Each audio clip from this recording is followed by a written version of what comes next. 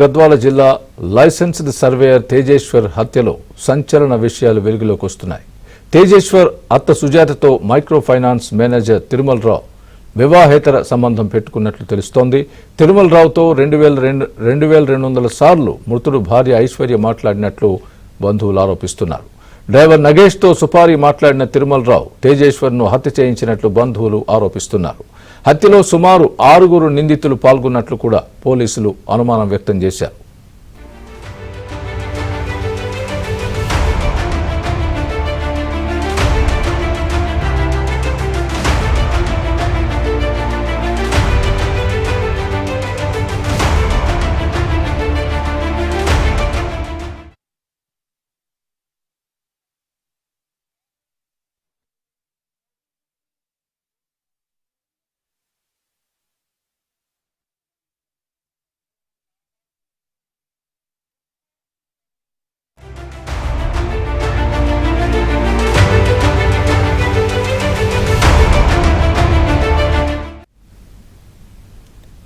ఇదే అంశానికి సంబంధించి మరింత సమాచారం మా ప్రతినిధి బసవరాజు అందిస్తారు. బసవరాజు, చెప్పండి, తేజేశ్వర్ హత్య పథకం ప్రకారమే జరిగింది అంటున్నారు. ఏ విధంగా జరిగింది? ప్రస్తుతం పూర్తి అప్డేట్ ఇవ్వండి. మేఘాలయ హనీమూన్ మర్డర్ కేసు లాంటిదే మహబూబ్నగర్ ఉమ్మడి జిల్లాలో చోటు చేసుకుంది. మహబూబ్నగర్ ఉమ్మడి జిల్లాలోని గద్వాల పట్టణానికి చెందిన తేజేశ్వర్ అనే వ్యక్తిని దారుణంగా కట్టుకున్న భార్య ఒక ప్లాన్ ప్రకారం హత్య చేయించిన ఘటన ఇక్కడ వెలుగు చూసింది. మ్యారేజ్ కంటే ముందు ఏం జరిగిందనే చెప్పేందుకు మనం వాళ్ళ ఫ్యామిలీ మెంబర్స్ అడిగే తెలుసుకుందాం. తేజేశ్వర్ ట్విన్ బ్రదర్స్, అందులో పెద్ద ఆయన ఇక్కడ మనతో ఉన్నాడు. ఫస్ట్ ఒక మ్యారేజ్ మొత్తం మ్యారేజ్ డేట్ వచ్చి తర్వాత అమ్మాయి అక్కడ నుంచి వెళ్ళిపోయి మ్యారేజ్ క్యాన్సిల్ అయింది కదా, ఆ తర్వాత ఎట్లా మ్యారేజ్ చేసుకోవాల్సి వచ్చింది? యాక్చువల్గా మ్యారేజ్ క్యాన్సిల్ అయిన తర్వాత కూడా తమ్మునికి అమ్మాయి అంటే చాలా ఇష్టం. మేము అగ్రిమెంట్ రాసుకున్నప్పుడు కూడా మా తమ్ముడు లోపలికి రాకుండా బయట కూర్చొని ఆమె కోసం ఏడవడము, ఆమె లేకుంటే నేను ఉండలేను, తను నాకు కావాలి, తను ఎక్కడ పోయినా సరే, తను పోయలేదు ఎక్కడికో పోయిందని అంటున్నా కానీ వీళ్ళే దాచిపెట్టింటారు, నాకు కావాలా తను, అది ఇది అని చెప్పి అన్నారు సార్. తర్వాత ఏమైందంటే రోజు తన కోసం వీడు బాధపడుతూనే ఉండేవాడు. ఏం జరిగిందో ఏమో తెలియదు కానీ ఓ రోజు అమ్మాయి నుంచి కాల్ వచ్చిందంట. కాల్ వచ్చిన తర్వాత మా తమ్ముడు అయితే కాల్ చేయలేదు, అమ్మాయి నుంచి కాల్ వచ్చిన తర్వాత వీళ్ళిద్దరు మాట్లాడుకున్నారంట. దాని తర్వాత వీళ్ళు ఒకరినొకరిని కలుసుకోవడము, బండ్ల మీద తిరగడము, వాళ్ళ ఇంటికి పోయి స్టే చేయడము లాంటివి చేసి. ఫిబ్రవరి కంటే ముందే ఏమైనా సంబంధం ఉందా? లవ్ మ్యారేజా, ఇది అరేంజ్ మ్యారేజా? ఫస్ట్ అది అరేంజ్డ్ మ్యారేజ్. వాళ్ళ అమ్మ కూడా తొందరనే మ్యారేజ్ పెట్టేద్దామంటే బాబునాయ్ దగ్గరికి వెళ్ళి ఒక 1 monthలోనే సార్ అన్నీ అరేంజ్మెంట్ చేసుకున్నాము.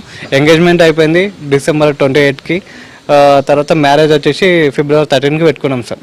పెట్టుకున్నప్పుడు మా తమ్ముడు పత్రిక ఇవ్వడానికి ఆ ఇంటికి పోయినప్పుడు అంటే 2 రోజుల నుంచి కాల్ చేస్తూనే ఉంటా సార్. కాల్ చేసి ఆమె ఎక్కడికి వెళ్ళింది, తను ఎక్కడికి వెళ్ళింది అంటే బాత్రూమ్ పోయింది, పలానా కాటికి ఇట్లా వెళ్ళింది అని చెప్తూ వచ్చారు సార్. పత్రికలు ఇద్దామని ఇంటికి పోయినప్పుడు అమ్మాయి అప్పుడు వాడిని పిలుచుకొని అమ్మాయి ఇట్లా పోయింది, మిస్ అయింది, ఎక్కడ పోయిందో తెలీదు, పెళ్ళి ఇష్టం లేదని చెప్పి నీ గురించి ఒక లెటర్ బ్యాడ్గా రాసి పెట్టిపోయింది అని చెప్పి ఆ లెటర్ వానికి చూపించారు సార్. మా తమ్ముడు దాన్ని ఫోటో తీసుకున్నాడు. మన ఫోన్ కానీ ఐడెంటిఫై అయితే దాన్ని అన్నీ ఉండే ఛాన్సెస్ అయితే ఉంటాయి సార్. కోడలు అంటే పెళ్లి జరిగిన తర్వాత ఇక్కడికి వచ్చి ఎట్లా ఉంటుండమ్మా మీతో? అమ్మాయ్యా ఇంకా ఎట్లా ఉంటుండే ఇంకా రూమ్లోనే ఉంటుండే. ఏమన్నా అవసరం ఉంటే మాట్లాడుతుండే, అవసరం లేకుంటే మాట్లాడకు.